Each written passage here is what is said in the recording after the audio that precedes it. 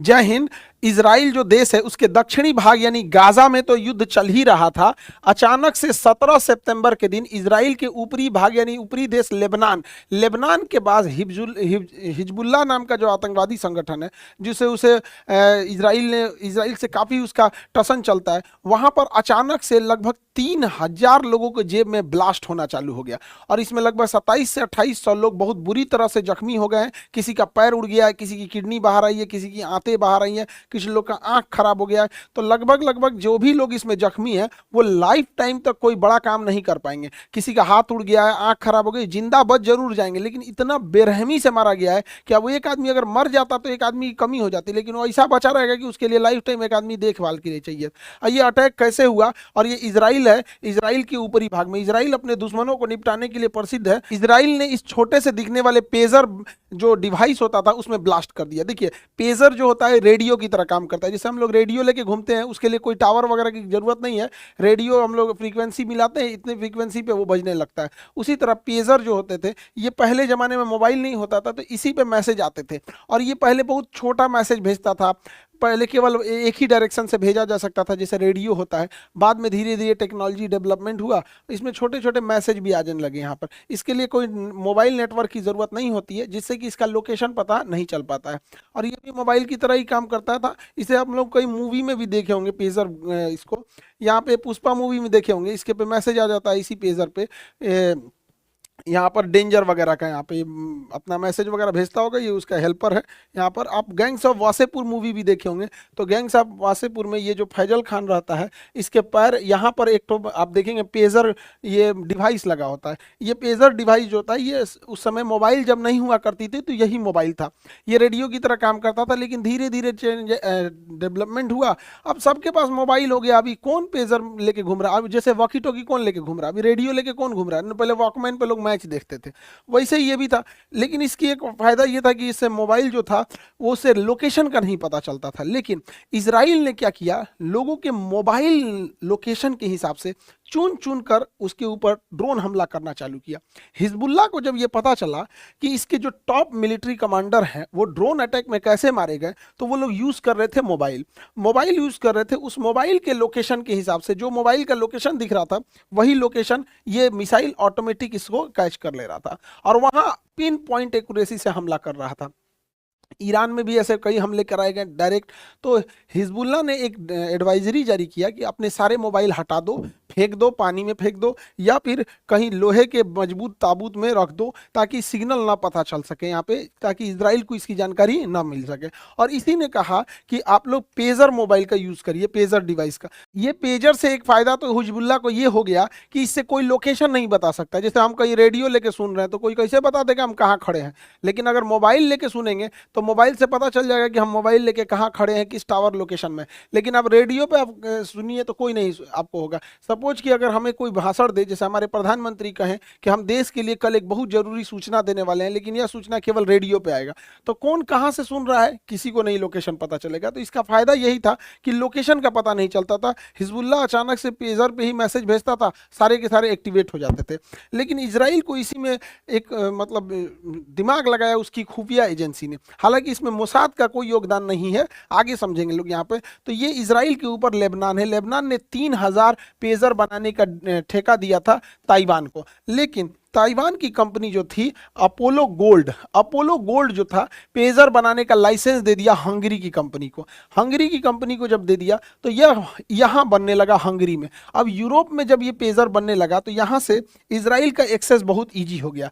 जब ये हंगरी से वापस यहाँ आ रहा था, इसी बीच में इजराइल ने यहाँ पर कुछ ना कुछ उसमें ऐसा अपलोड किया जो ब्लास्ट किया। आगे समझेंगे हम लोग कैसे किया था।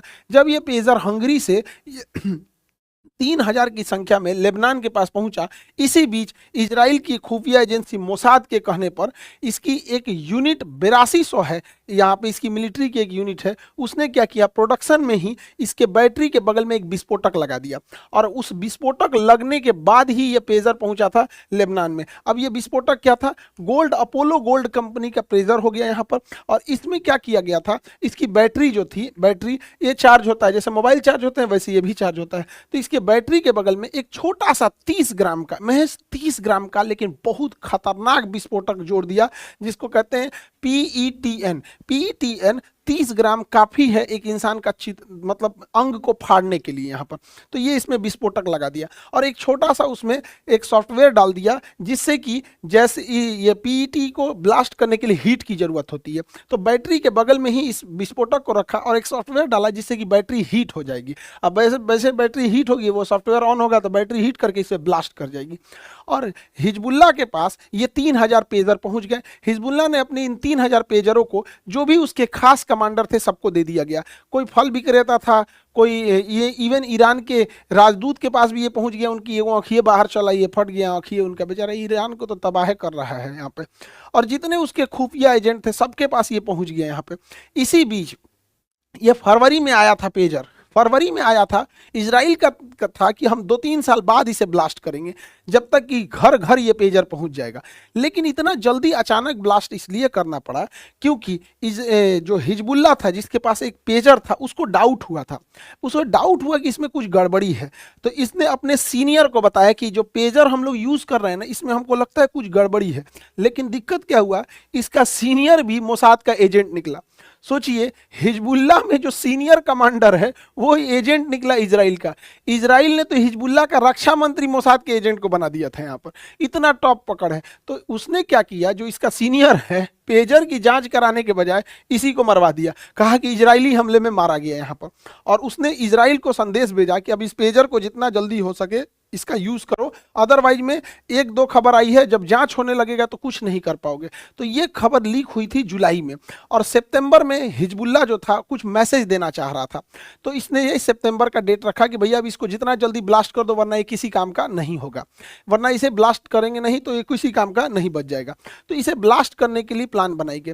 हिजबुल्लाह जो था अमूमन 12 से 4 के बीच में, 12 बजे से 4 बजे के बीच में मैसेज भेजता था कि किस तरह से इजराइल पे अटैक करना है, क्या करना है। इसी का फायदा उठा के 3:30 बजे 17 सितंबर को 3:30 बजे इसके सॉफ्टवेयर को एक्टिवेट किया जाता है। इसे इस तरह से सेट किया गया था कि एक साथ 3000 लोगों पर मैसेज चला जाएगा। जैसे इजराइल ने वहां से मैसेज भेजा, 3:30 बजे 3000 लोगों के जेब में, अलग अलग शहर मोहल्ला गली, लोग कहीं थे, कोई गाड़ी में था, कोई घर में था, कोई दुकान पे था, उनके मोबाइल अचानक से वाइब्रेट होने लगा, पेजर जो था डिवाइस, तो उसको उठा के देखा जाता है जिससे कि क्या मैसेज आया है। तो इतना खुफिया ढंग से इसके अंदर फिट किया गया था जानबूझ के कि अगर कोई नहीं उठाएगा पेजर को तो जेब में फटेगा, तो पैर उड़ गया है, किसी की किडनी बाहर आ गई है, आंत बाहर आ गया है, पेट फट गया ऐसे, और अगर कोई उठा के मैसेज पढ़ेगा क्या चीज है तो ऐसे आंख के सामने फटेगा तो आंखें फट जाएगी यहाँ पे। इतना खतरनाक इसको सिस्टम बनाया गया था। तो जैसे हिजबुल्लाह के आतंकवादियों ने यहाँ पे स्टार्ट किया, यहाँ पे पढ़ना चालू किया कि क्या मैसेज है, तब तक अचानक से फट गया और उनकी आंख तक बाहर आई है। इतनी बुरी तरह से हालत है कि जो बच गए हैं वो मरने से बुरी हालत में है यहाँ पे। अब उनकी देखभाल करने के लिए एक आदमी उनको परमानेंट चाहिए होगा। और ऐसा नहीं जैसे कोरोना कैसे फैला था, गली गली में कोई इधर से मर रहा है, कोई इधर मर रहा है, वैसे फैल गया, हाहाकार मच गया पूरी तरह से। हॉस्पिटल में लाइन लग गई यहाँ पर और एकदम चारों ओर से उसके हॉस्पिटल भर गए इस ब्लास्ट की वजह से। डॉक्टर्स पूरी तरह से बिजी हो गए और 3000 में से 2800 का पेजर फटा था। 2800 का 200 बच गया है। रीजन क्या है, कोई अपना पेजर रख के बाथरूम में गया है, कोई पेजर रख के अपना सो रहा है, मतलब बॉडी से दूर है तभी बचे हैं, नहीं तो फटा पूरा एक्यूरेट है यहाँ पे। इसमें लगभग 15 से 20 लोगों की मृत्यु हो गई। अब मृत्यु का आंकड़ा और बढ़ेगा। पूरी हॉस्पिटल में कहीं जगह नहीं है, साइड साइड में लगा के इलाज करना पड़ रहा है। इजराइल पूरी दुनिया को दहला दिया ऐसे टेक्नोलॉजी का प्रयोग करके। हालांकि इजराइल की टेक्नोलॉजी बहुत जबरदस्त है। इजराइल अपने दुश्मनों को यहाँ पे, गाजा को तो निपटा दिया, यहाँ पर पारा पारी ये आ रहे हैं, जब गाजा को निपटा देगा तो अगला नंबर आएगा इसका यहाँ पर हिजबुल्लाह को निपटाना। जब हिजबुल्लाह को निपटाएगा तब ये वेस्ट बैंक को निपटाएगा, पूरा खा जाएगा फिलिस्तीन वगैरह को। गाजा को तो निपटाइए दिया यहाँ पर। तो इसको, और इसने घर बैठे बैठे बिना गोली चलाए पूरी कम्युनिकेशन सिस्टम तहस नहस कर दिया। अब हिजबुल्लाह को समझे में नहीं आ रहा है मैसेज कैसे दे, फोन पे दे कि क्या दे, तो पूरी तरह से तहस नहस कर दिया इसने। और ये काम किया कौन सा, तो इसकी एक एजेंसी है जिसको कहते हैं समोन समोन मटायम। क्या भाषा है इसका, समोन मटायम, ये हिब्रू भाषा है इसका। इसको कोड में नहीं पता नहीं क्या बोलते हैं हिब्रू भाषा में। यूनिट 8200 ने इसको अंजाम दिया है। और यही है खतरनाक एजेंसी जो अंजाम देती है साइबर अटैक जब भी होगा इजराइल के थ्रू, तो यही एजेंसी, हमेशा याद रखिएगा, यूनिट 8200। इसमें मोसाद भाग नहीं लेती, ये मिलिट्री का विंग है, ये बहुत खतरनाक काम करती है। इजराइल जो था यूरेनियम बना रहा था, तो जो प्रकृति से यूरेनियम मिलता है ना वो उतना अच्छा नहीं होता है, तो उसे एक सेंट्रीफ्यूल में घुमा घुमा के उसमें से निकाला जाता है। कैसे हम लोग मक्खन निकालते हैं दही में से, और ऐसे दूध को मथ के, दही को मथ के यहाँ से निकाला जाता है, तो उसी तरह सेंट्रीफ्यूल होता है। इसने ऐसा अटैक किया कि सेंट्रीफ्यूल का स्पीड कभी बढ़ जाता था, कभी घट जाता था, कभी बढ़ जाता घट जाता। तो यूरेनियम दो टाइप के होते हैं, यूरेनियम 235 और यूरेनियम 238। इसी को अलग करने के लिए, जैसे मक्खन और घी को कैसे अलग करते हैं, दूध दही को ऐसे अलग करने के लिए वहाँ पे, तो इसने क्या किया, स्पीड बढ़ाने घटाने से क्या होगा, वापस सब आपस में मिल गया यहाँ पे, जिससे कि उसको और ज्यादा मेहनत करना पड़ा। हालांकि बहुत जल्दी आप देखेंगे ईरान अपना परमाणु परीक्षण करने जा रहा है। नेक्स्ट वीडियो में हम ईरान के परमाणु परीक्षण की बात करेंगे। अभी इसमें मोसाद हाथ नहीं था, यूनिट 8200 इसमें मेन इसका किरदार था। अभी इसके बाद हिजबुल्लाह में तो अभी ये पेजर ब्लास्ट हो ही रहा था, वॉकी टॉकी भी ब्लास्ट होने लगा, 15-20 आदमी वॉकी टॉकी में ब्लास्ट में होने लगे यहाँ पे। ये भी क्या हुआ, ताइवान कह रहा है कि भाई हमारे यहाँ से नहीं बना, इसमें मेड इन चाइना लिख रहा है यहाँ पे, ये भी ब्लास्ट हो गया। अब बात किस पे करें लोग, इसके अलावे लोग जो छतों पे सोलर प्लांट लगाए हैं ना, कहने के लिए सोलर प्लांट है, इसके अंदरवा बम है।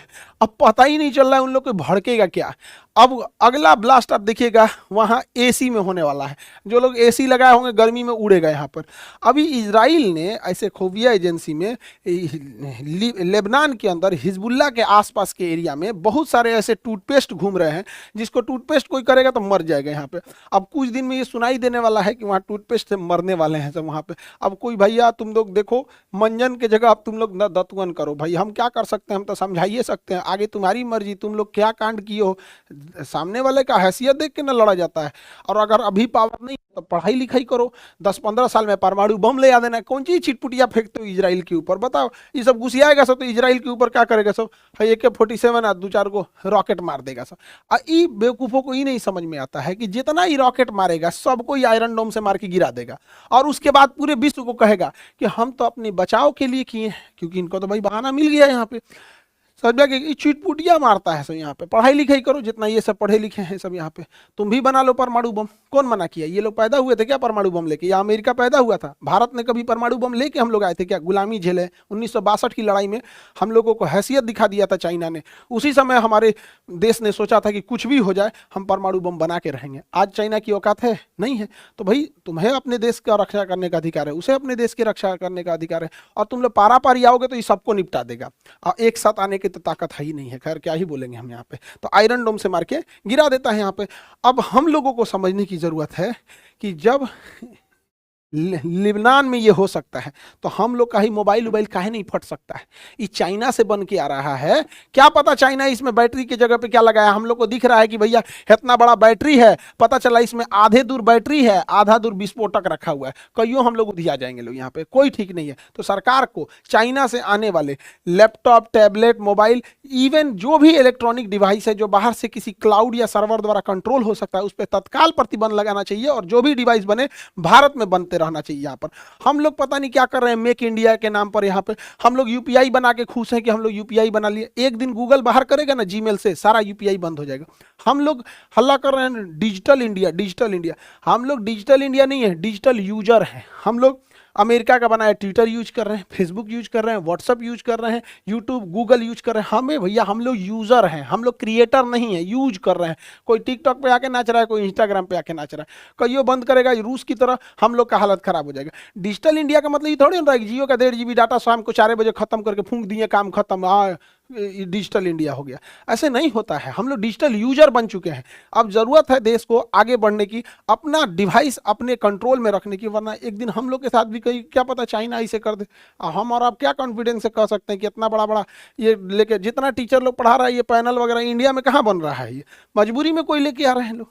हाँ, खरीद रहा आदमी इंडिया से, कैमरा हो गया, टीवी हो गया, ये सब सस्ता सस्ता सस्ता चाइना में बन रहा। घर घर में अगर वो ब्लास्ट कराना चाहे हम लोग को तो पंगु बना के रख देगा यहाँ।